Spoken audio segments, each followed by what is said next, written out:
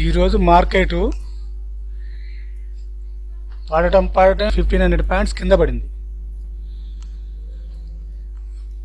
మళ్ళీ ఎమ్మటే 46,500, 47,200, 1500 పాయింట్స్ కింద పడి 700 పాయింట్స్ మళ్ళీ పైకి పోయింది మార్కెట్ ఈరోజు. ఇంకా ఇక్కడ నేను సస్టైన్ చేసి ఇక్కడెక్కడే ఉంటుంది అనుకున్నా. సాయంత్రం కానీ నేను కరెక్ట్గా 46,900 దగ్గర పుట్టు బై చేసిన. పుట్టు బై చేసి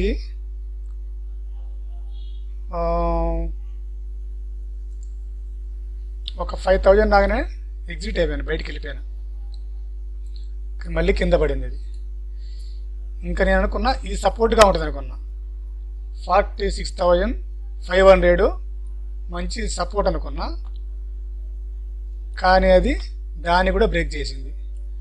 మార్కెట్లో ప్రాఫిట్ వచ్చినప్పుడు, లాస్ వచ్చినప్పుడు నిలకడగా ఉన్న వాళ్ళే గొప్పవాళ్ళు నా దృష్టిలో. ఈరోజు నేను అది చేయలేదు. 18,200 ప్రాఫిట్ వచ్చింది ఫస్ట్. ఓకే, దాంతో ఉండొచ్చు కదా. ఈరోజు నేను ఓవర్ ట్రేడింగ్ చేశాను. నేను చెప్పడానికి బాగా నిలుచుతున్నాను, కానీ నేను ఈరోజు కంట్రోల్ ఉండలేదు. అంటే మార్కెట్లో మైండ్ స్థిమితం అనేది చెప్పడానికి కాదు, ముందు పాటించిన వాడే గొప్పవాడు. ఈరోజు నేను తప్పు చేశాను అన్నమాట, పెద్ద తప్పు చేసిన. ఓవర్ ట్రేడింగ్ చేసి 10,000 ప్రాఫిట్ రావటం. ఇక్కడ నుంచి నేను ఇంకేం చేశానంటే చెప్తాను వివరంగా. ఈ 500 ఉంది కదా, ఇది బ్రేక్ చేసిన తర్వాత ఇక్కడికి వచ్చి ఆగిపోయింది మార్కెట్. 46,300 దగ్గర మార్కెట్ ఇంకా అక్కడక్కడే ఉంటుందన్నమాట. నేను డౌట్ వచ్చింది నాకు, ఇది నుంచి పైకి పోయే ఛాన్సెస్ ఉన్నాయి అనుకున్నా. ఈ క్యాండిల్ చూసా పైకి పోయిద్దని. ఇక్కడ నుంచి నేను సి బై చేయడం మొదలుపెట్టాను. అప్పుడు దాకా పుట్టు బై చేయడానికి ఇంట్రెస్ట్ చూపించేవాడిని. ఇంత పడింది కదా మార్కెట్, ఇంకా ఏం పడుతుందిలే, కాల్ బై చేయడం స్టార్ట్ చేసాను అనమాట. అదే నాకు ఈరోజు పెద్ద డేంజర్ అయిపోయింది. మళ్ళీ 18,000 ప్రాఫిట్ పోయి కూడా 10,000 లాస్కి వచ్చింది నాకు. Over trading. మామూలుగా నేను ఇక్కడ బై చేసి ఇక్కడ సెల్ చేయడం జరుగుతుంది కాలు, లేదా పుట్టు ఇక్కడ బై చేసి ఇక్కడ సెల్ చేయడం జరుగుతుంది. అంతవరకు కొంచెం నేను కన్ఫామ్ ఉంటాయి. ఇప్పుడు ఈరోజు ఏం జరిగిందంటే, నాకు ఎంత మనీ హ్యాండ్ ఓవర్లో ఉందో అంత మనీ యూజ్ చేసి దాన్ని ఇది ఇక్కడ ఉందా, ఈ ప్రాంతంలో ఉందా, పైన ఉందా, కింద ఉందా చూడకుండా ఇక్కడి నుంచి పైకి పోద్ది, ఇక్కడి నుంచి పైకి పోద్ది, ఇక్కడి నుంచి పైకి పోద్ది, ఇదే జాసలో ఉండి ఈరోజు ఓవర్ ట్రేడింగ్ చేసినాను. ఇంత ఓవర్ ట్రేడింగ్ నేను చేయబట్టి దాదాపు 1 year దాటుతుంది. ఈరోజు ఎందుకు చేశానో నాకే అర్థం కాలేదు. 1 year ముందు ఈ ఓవర్ ట్రేడింగ్ చేసిన ఇట్లా, మళ్ళీ ఈరోజు చేసిన. దాదాపు ఎన్ని చేశానంటే చూపిస్తాను. ఇంత ఓవర్ ట్రేడింగ్ చేయటం చాలా డేంజరస్. 57 టైమ్స్ ఈరోజు ట్రేడ్ తీసుకున్నాను అనమాట. 57 టైమ్స్. ఎంత ఘోరంగా ఉంటుందో చూడండి అన్నిసార్లు. అదే ప్రాఫిట్ వచ్చిన దాంతో బయటికి వెళ్ళిపోతే బాగుండు. చూడు అన్ని సీలే. ఎప్పుడు పిఈ బై చేసేవాడిని, ఈరోజు డేటా చేసి అన్ని సీలే, అన్ని సీలే బై చేసిన అనమాట. చూడండి అన్ని సీలే. 57 సార్లు చేసే ఈరోజు. తీసుకోవడం, సెల్ చేయడం, బై చేయడం, సెల్ చేయడం, బై చేయడం, సెల్ చేయడం. ఫస్ట్ పిఈ బై చేసా, ఇంకా తర్వాత మొత్తం సీలే. ఇంత ఘోరంగా వెరీ బ్యాడ్ చేసా ఈరోజు నేను. స్ట్రైక్ ప్రైజ్లు అయితే దాదాపు 14 స్ట్రైక్ ప్రైజ్లు తీసుకున్నాను అనమాట. ఎన్నిసార్లు చేసినా కానీ 10,000 సంపాదించుకోవడం, 10,000 పోగొట్టుకోవడం, 10,000 సంపాదించుకోవడం, 10,000 పోగొట్టుకోవడం, ఇదే పని అయింది ఈరోజు ఉదయం నుంచి నాకు. మొత్తం మీద ఒక 1,000 రూపాయలు లాస్ చేశాను. బ్రోకర్కి ఒక 4,000, 5,000 లాస్ ఉంటుంది. బ్రోకర్ ఛార్జీలు ఒక 5,000 ఉంటుంది. మొత్తానికి ఒక 6,000 లాస్ ఈరోజు ఓవర్ ట్రేడింగ్ వల్ల. 10 10 10 15 20,000 ప్రాఫిట్ సంపాదించుకొని మళ్ళీ లాస్ చేసుకోవాల్సి వచ్చింది ఈరోజు. ఇదిగో రెగ్యులర్ ఆర్డరు 14 స్ట్రైక్ ప్రైజులు. చూడండి ప్రాఫిట్ లాస్ చూపిస్తాను.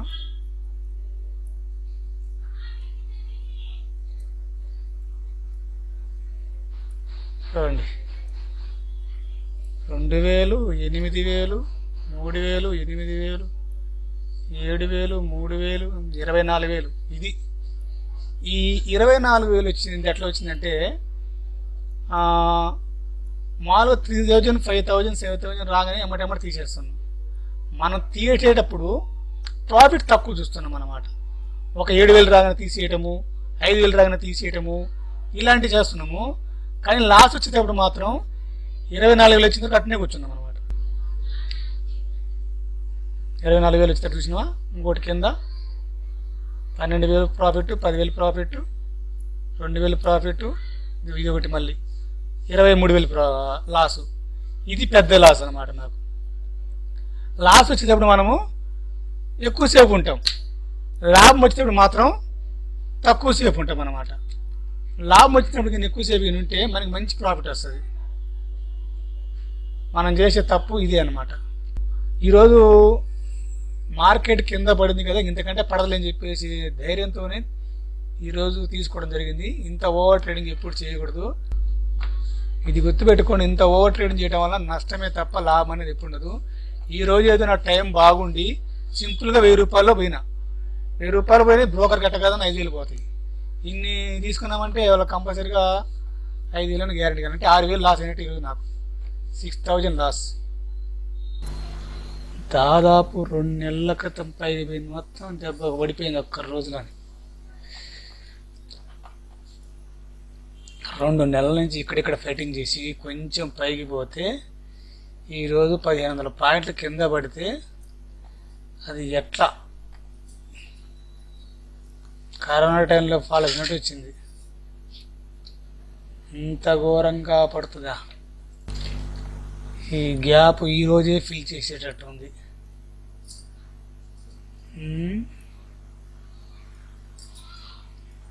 పడిందంటే ఫస్ట్ కొంత ప్రాఫిట్ బుకింగ్ రావాలి, ఆ తర్వాతే మళ్ళీ కిందికి వచ్చే ఛాన్సెస్లు ఉన్నాయి.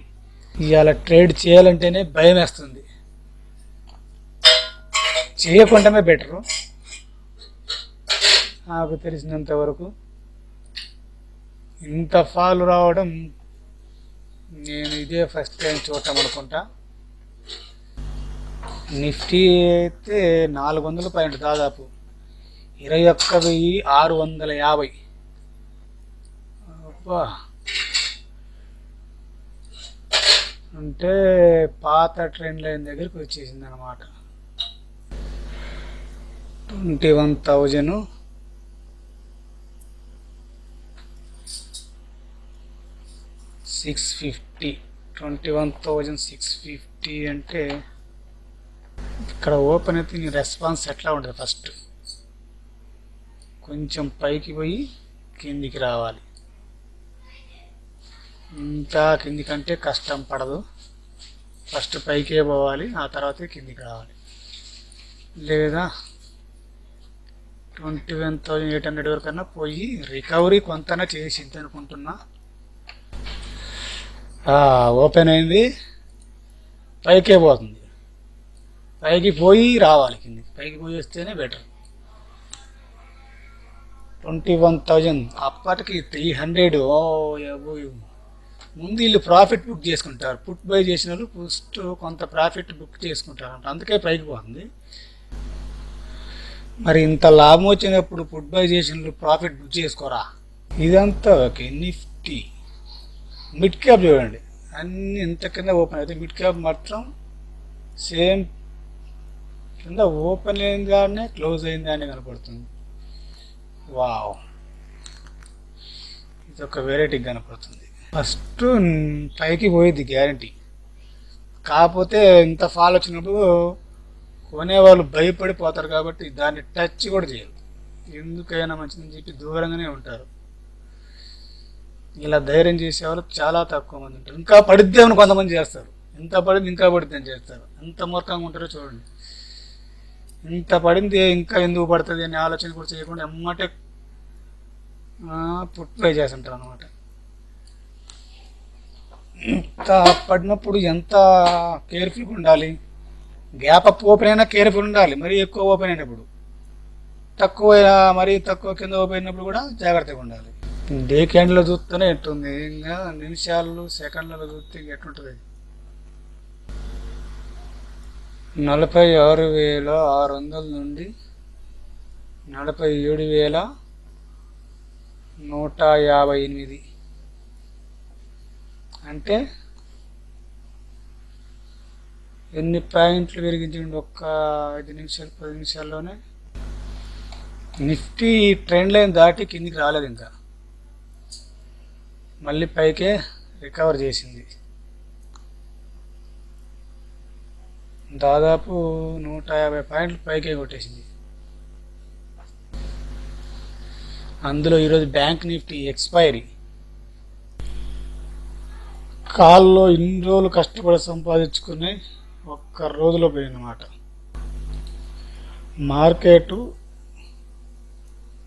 48,000 48,200 ఈ ప్రాంతంలో ఓపెన్ అయింది అనుకుందాం. ఒక్కసారి ఇంత కింద ఓపెన్ కావడంతో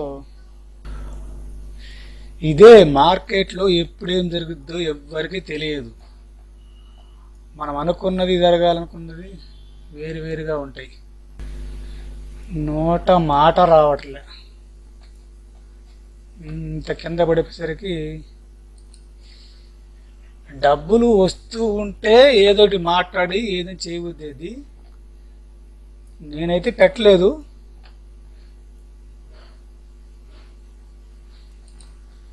పెట్టిన వాళ్ళ పరిస్థితి ఎంత ఘోరంగా ఉంటుందో చూడండి. పాత వాళ్ళు అయితే నో ప్రాబ్లం, కొంత లాస్ పోయినా కానీ మళ్ళీ ఏం కాదు, ఎక్స్పీరియన్స్తో మళ్ళీ కొత్త వాళ్ళు ఏమైనా పెట్టినారంటే పొజిషన్లో పెట్టిన వాళ్ళు ఇది మొత్తం ఊడ్చేసినట్టే.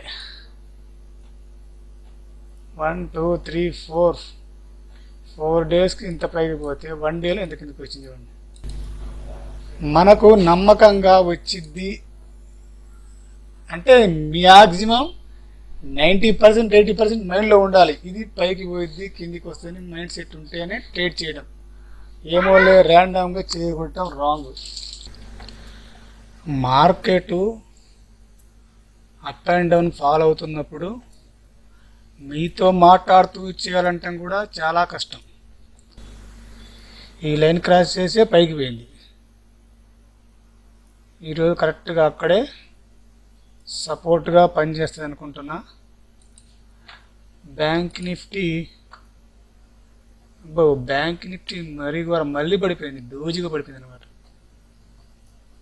ఎక్కడ ఓపెన్ అయిందో అక్కడికి వచ్చేసింది బ్యాంక్ నిఫ్టీ.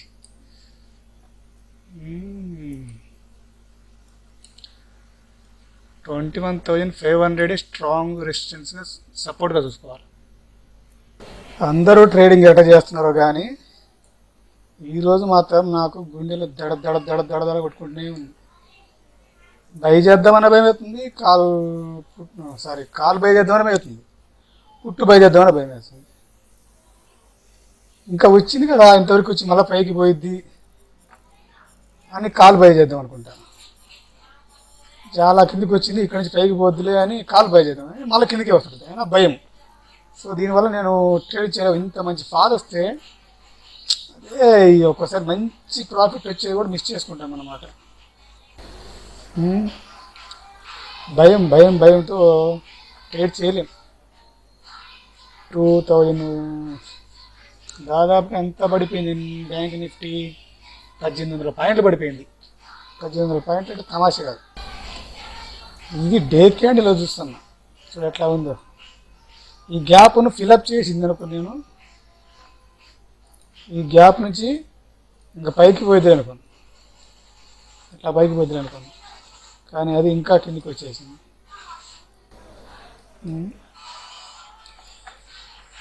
ఏమో లైవ్ ట్రేడ్ చేసే వాళ్ళు మాట్లాడుతున్నారు, మాటలు వస్తున్నాయి రావట్లేదు తెలియదు, కానీ నాకు మటుకు గుండెలో దడ దడ దడ దడ కొట్టుకుంటున్నది. ఏది వేయి చేద్దామన్నా చేత కావట్లేదు. చిన్నగా పడుతూనే ఉంది, పడుతూనే ఉంది. ఇంత ఘోరంగా పట్టం నేను ఎప్పుడు చూడలే. కరోనా టైంలో నేను ఆడలేదు, నాకు తెలియదు సరిగా. ఇది మటుకు ఇంత బీభత్సం ఇదే ఫస్ట్ టైం చూడటం నేను.